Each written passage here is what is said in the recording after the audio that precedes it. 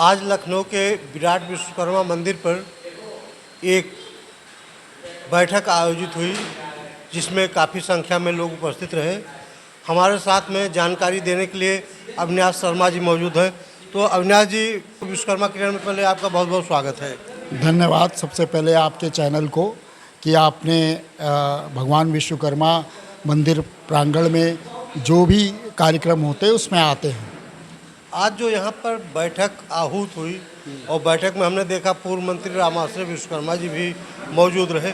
इस बैठक का क्या उद्देश्य था? इस बैठक का उद्देश्य था कि समाज में एक जागरूकता आए और समाज एक संगठित होके जो समाज में दबे कुचले लोग हैं जिन पे अत्याचार हो रहा है उनको सरकार तक पहुंचाया जाए जिससे उनको न्याय मिल सके। ये इस बात का था और समाज में एक जागृति का था। दूसरा, ये भगवान विराट विश्वकर्मा जी का मंदिर बना है तो ये मंदिर किसी भी समाज का प्रतिनिधित्व करते हैं, रिप्रेजेंट करते हैं। उस समाज का व्यक्तित्व पता चलता है अगर उसके मंदिर देवालय मजबूत होते हैं। तो इस पे भी उन्होंने काफ़ी अच्छा मतलब वक्तव्य दिया। उसके लिए हम उनका आभार व्यक्त करते हैं और सदैव विश्वकर्मा समाज उनका आभार व्यक्त करता रहेगा। अच्छा, अत्याचार उत्पीड़न की बात हुई, अगर उस मुद्दे पे बात हुई तो गाजीपुर की घटना पर भी बात हुई होगी। गाजीपुर घटना पे भी बात हुई तो वो बहुत ही निंदनीय कार्य हुआ। उसमें आदरणीय हमारे पूर्व मंत्री रामाश्रय विश्वकर्मा जी गए भी थे, बेचारे घायल भी हो गए पत्थरबाजी में, लेकिन वहाँ जो न्याय मिलना चाहिए वो अभी तक नहीं मिला है। और जब सरकार जिसकी भी है उसी से न्याय की मांग की जाएगी।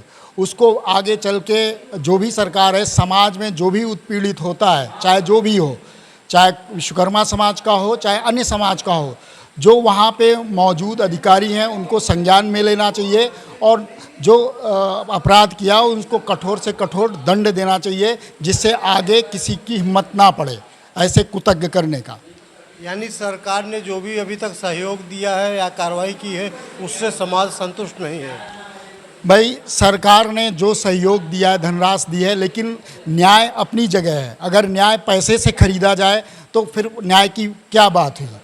भाई, किसी का मर्डर हो जाता है, किसी के साथ रेप किया जाता है, फिर उसका मर्डर किया जाता है, जैसा कि लोगों ने बताया है। अब मैं तो वहाँ था नहीं, लोगों ने बताया, उस हिसाब से उसकी निष्पक्ष जांच हो, जो दोषी हो उनको कठोरतम कार्रवाई हो। जैसे कि हमारे यशस्वी ये मुख्यमंत्री जी कहते हैं कि अगर किसी बेटी को छेड़ोगे तो अगले चौराहे पे यमराज बैठा मिलेगा। तो वो कब मिलेगा? तो कब मिलेगा भाई? वो भी एक समाज की बेटी है और भगवान विश्वकर्मा की तो दुनिया पूजा करती है। वे यहाँ तक कि ऋग्वेद से लेके जितने प्रमाणिक ग्रंथ हैं उसमें इनका वर्णन है। और रही बात इनके संगठन की, तो इनसे श्रेष्ठ कोई नहीं है। मैं चैलेंज करता हूँ, अगर कोई आ जाए माइक पे और इनसे श्रेष्ठ, विश्वकर्मा भगवान से श्रेष्ठ अपने को बता दे तो ऋग्वेद इसका मतलब गलत है। तो ये चीज़ें हैं, विश्वकर्मा समाज को भी अपना मान सम्मान बरकरार रखना चाहिए, क्योंकि विश्वकर्मा समाज की सब देवताओं ने विश्वकर्मा भगवान की सब देवताओं ने स्तुति की है। यहाँ तक कि भगवान शंकर पार्वती इनके समधी थे, ठीक है, भगवान सूर्य इनके दामाद थे, जो यमुना नदी बह रही वो इनकी नातिन थी। तो ये है, समाज का बहुत गौरवशाली इतिहास रहा है जो हमारे प्रमाणिक ग्रंथ कहते हैं, और उस गरिमा को भी बनाए रखना चाहिए समाज को। देखिए, आज कोई भी आगे बढ़ना चाहता है, किस लिए बढ़ना चाहता है? कि समाज में उसकी प्रतिष्ठा बढ़े, इज्जत बढ़े। तो जो हमारी प्राचीन काल में प्रतिष्ठा थी हम उसको क्यों भूले बैठे हैं? तो उसको भी जागरूक करने की ज़रूरत है समाज में, और उसी बात के लिए सामाजिक गोष्ठियाँ होती हैं। मंदिर देवालय इसीलिए बनाए जाते हैं कि समाज आए, वहाँ अपने समाज के विषय में चिंतन करे और समाज को सही दिशा दे। तो आज की परिचर्चा में मेन बात यह रही कि समाज पर जो भी अत्याचार उत्पीड़न हो रहा है उसके लिए समाज एकजुट होकर के और प्रमुखता से लड़ाई लड़े। बिल्कुल, इसके लिए ज़रूरी है कि हम विश्वकर्मा समाज के जितने भी लोग हैं और वो जाएं, संगठित होके सरकार से मांगें कि भाई उनको न्याय दिया जाए। हम भी समाज के इंसान हैं, कल को मेरे साथ दुर्घटना हो जाएगी तो समाज का ही साथ चाहिए। इसलिए समाज संगठित होके एक साथ मतलब जो विरोध जो जिन्होंने हत्या की है उनके खिलाफ आवाज़ उठानी चाहिए और इसके लिए ये समय है, इसमें विश्वकर्मा समाज को संगठित होकर आवाज़ उठानी चाहिए।